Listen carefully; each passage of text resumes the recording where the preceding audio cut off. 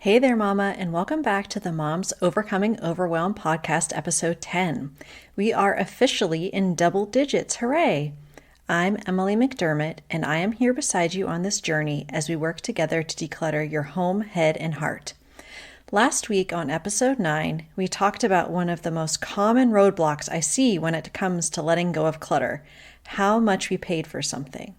Hopefully you've been able to identify that roadblock as you've been decluttering and can recognize that something is only worth what someone in the market would pay for it, not what we paid for it. And of course, we are worth far more than anything we've ever paid for something we own.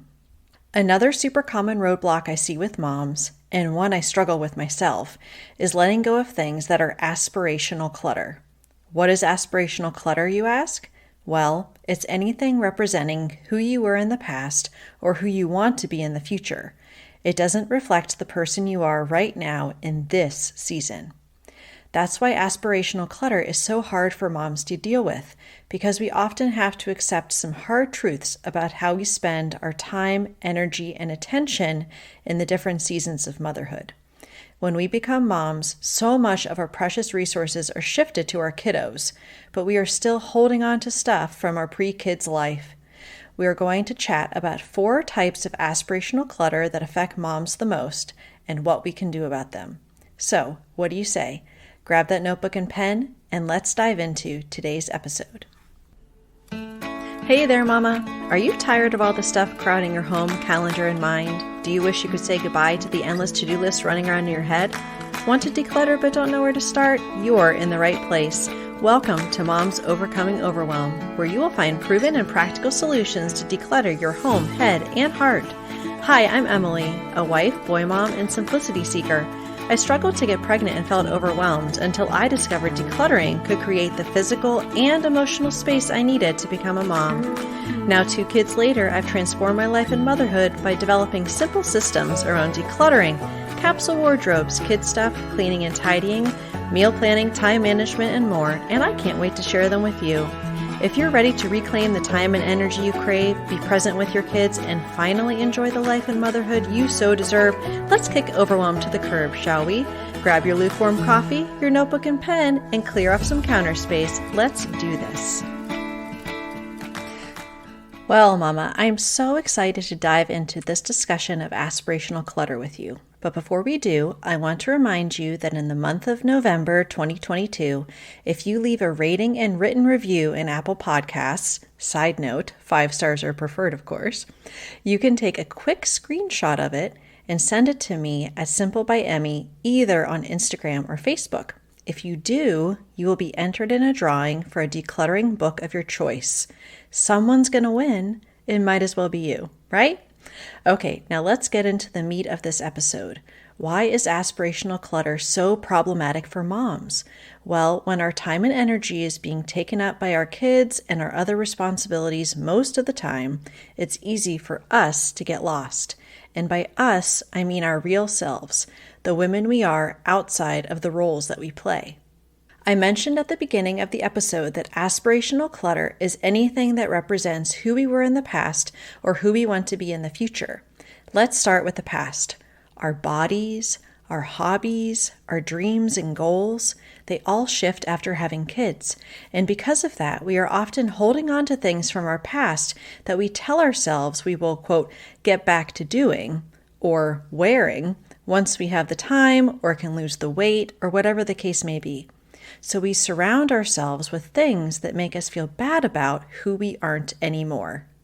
As for a potential future self, it's getting to be the time of year now when we think about our goals and aspirations for the new year.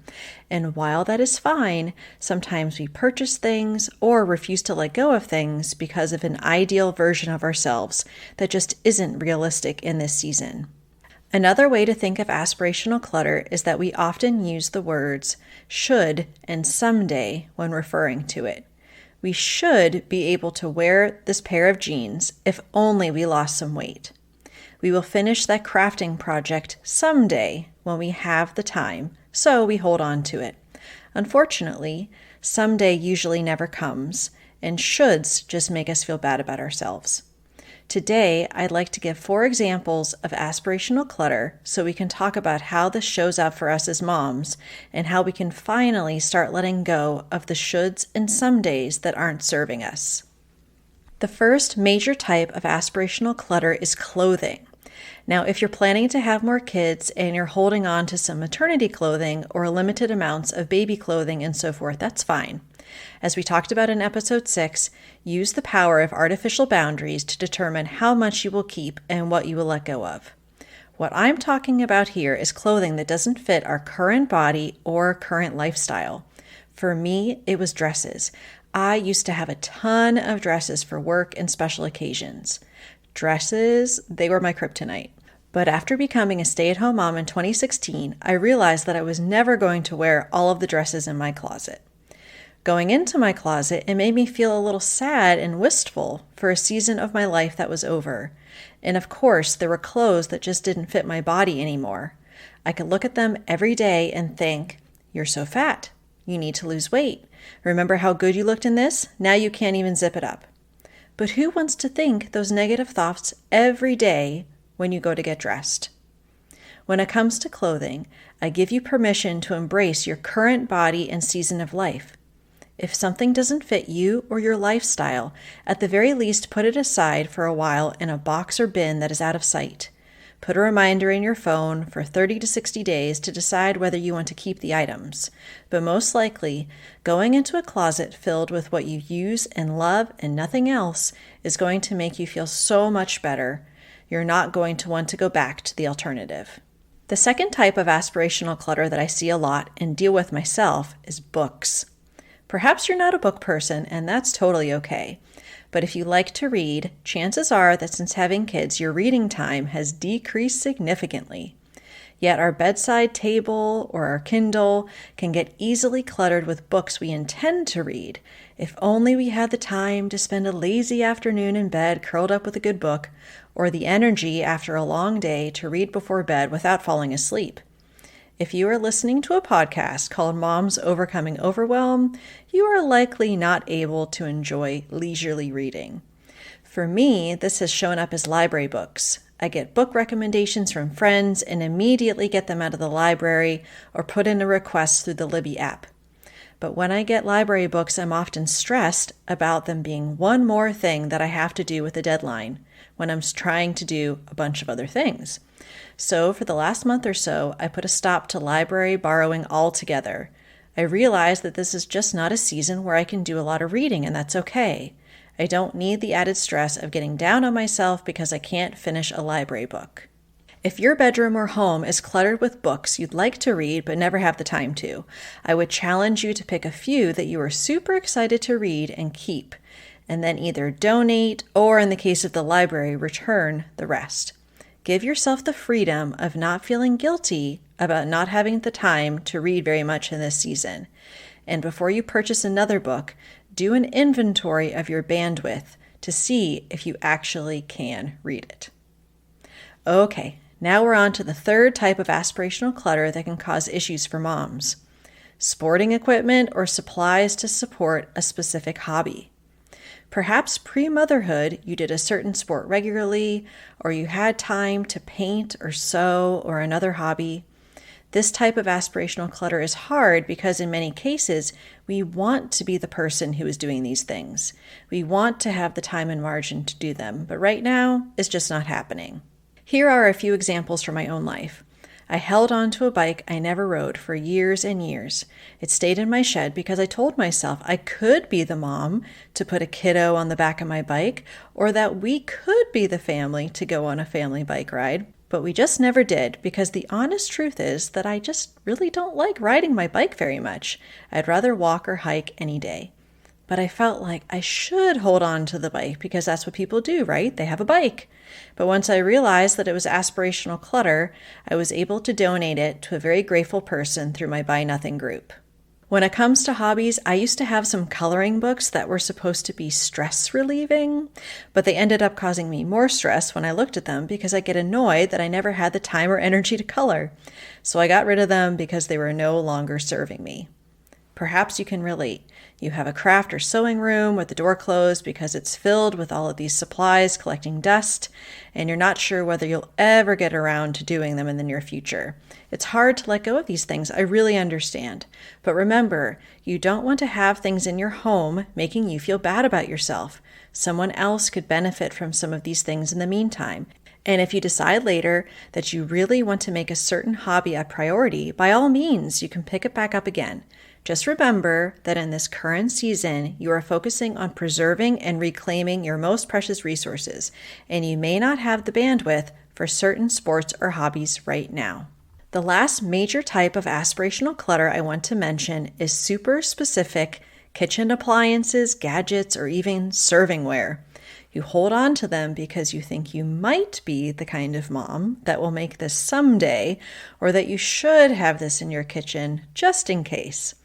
Perhaps you never entertain, and definitely not any formal entertaining, yet you're holding on to a ton of extra servingware because you might have a formal sit-down dinner someday. Honestly, I struggle with keeping our china because while we have used it very infrequently in the past, we barely use it. But I have been able to declutter some other servingware because we don't entertain frequently, and usually if we do, we use our everyday stuff. Another kitchen item I decluttered was a pasta maker. My husband and I made homemade ravioli once, pre-kids, and while it was delicious, it was super time consuming. Now, I'm in the boxed mac and cheese phase of life, you know what I mean? So I decluttered the homemade pasta maker because that's just not the season of life I'm in right now. There are, of course, other kinds of aspirational clutter, but these are the major types I see affecting moms especially. To recap, aspirational clutter reflects who you were in the past or who you want to be in the future if only you had the time and energy. Dealing with aspirational clutter such as clothing, books, sporting and hobby equipment, or kitchenware is hard because we have to be realistic about our current season of life and accept who we are right now, not 10 pounds ago or 2 kids ago. That is hard. We don't want to feel like we're giving up on ourselves or our dreams, but getting rid of aspirational clutter gives us something in return. Freedom to accept who we are and to move confidently forward, focusing on what matters to us, instead of feeling bad about who we aren't anymore. I pray that you feel that freedom, Mama, because you are worth it. I really hope this episode blessed you. If so, please share it with a friend and feel free to join my free Facebook group at tinyurl.com/Moms Overcoming Overwhelm. Next week, we'll be talking about another decluttering roadblock, sentimental clutter. It's going to be a great chat. I'll see you next week. Bye for now. If you like today's podcast, here's what you can do. Just take 30 seconds to leave me a review. I know you're a busy mama. You're overwhelmed, in fact, but 30 seconds of your day makes such an impact. I'll be blessed by your words. They'll definitely make my day. And who knows, you might be entered for this month's giveaway. In Apple Podcasts, scroll down to write a review. Thanks so much for your time. I'm so grateful for you.